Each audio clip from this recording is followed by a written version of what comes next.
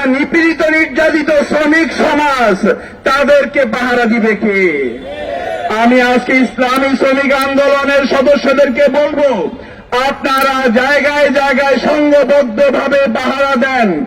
আজ থেকে সামনে যেন এই স্বাধীনতার স্বাদ সমস্ত শ্রমিকরা ভোগ করতে পারে। আজ থেকে আর কোন চাঁদাবাজ যেন চাঁদা নিতে না পারে। ইসলামী আন্দোলন বাংলাদেশ ঢাকা মহানগর উত্তর ও দক্ষিণ শাখা কর্তৃক আয়োজিত আজকের এই বিক্ষোভ পূর্ব সমাবেশের সংগ্রামী সভাপতি, উপস্থিত প্রধান অতিথি, আজকে আমরা এখানে কেন একত্রিত হয়েছি?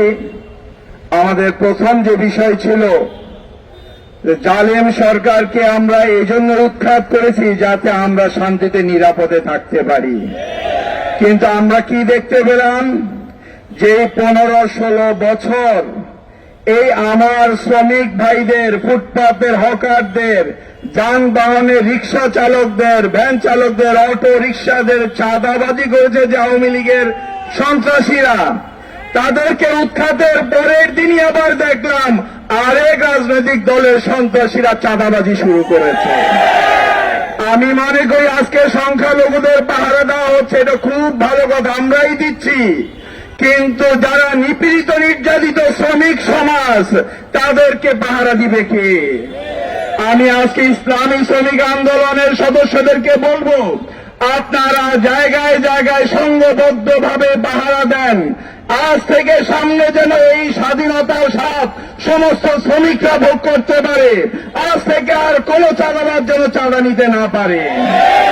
আপনারা ইতিপূর্বেই দেখেছেন যে ছাত্ররা বহু চাঁদাবাজকে ধরে পুলিশে সোপর্দ করেছে এবং রাস্তায় বেঁধে রেখে ছবি উঠিয়ে প্রচার করেছে। এইভাবে এই দেশের চিহ্নিত চাঁদাবাজদেরকে আপনারা শনাক্ত করুন। আমি এই তত্ত্বাবধায়ক সরকারকে বলতে চাই, আপনারা সব বিষয়ে আইন করবেন। সংগ্রামেও ক্ষতিগ্রস্ত হয়েছে এই শ্রমিকরা, সংগ্রাম পরবর্তীতেও যদি তারা ক্ষতিগ্রস্ত হয় তাহলে এটা মেনে নেওয়া যায় না। আমি আরোপ করব যে আমাদের এই তত্ত্বাবধায়ক সরকার যেন এই যে সমস্ত শ্রমিকরা ক্ষতিগ্রস্ত হয়েছে তাদের ক্ষতিপূরণ দেওয়ার ব্যবস্থা করে। পাশাপাশি এই আন্দোলনে যারা শহীদ হয়েছে তাদের জন্য তো ক্ষতিপূরণ আছেই, কিন্তু যারা এখনো হাসপাতালে বাড়িতে কাতরাচ্ছে তাদের অদূর ভবিষ্যতে যাতে তারা সম্পূর্ণ চিকিৎসা পেয়ে তাদের কর্মস্থানে ফিরে যেতে পারে তার বন্দোবস্ত করার উদাত্ত আহ্বান জানিয়ে আমি আমার বক্তব্য শেষ করছি। ওয়া আখিরু দাওয়ানা আলহামদুলিল্লাহি রাব্বিল আলামিন।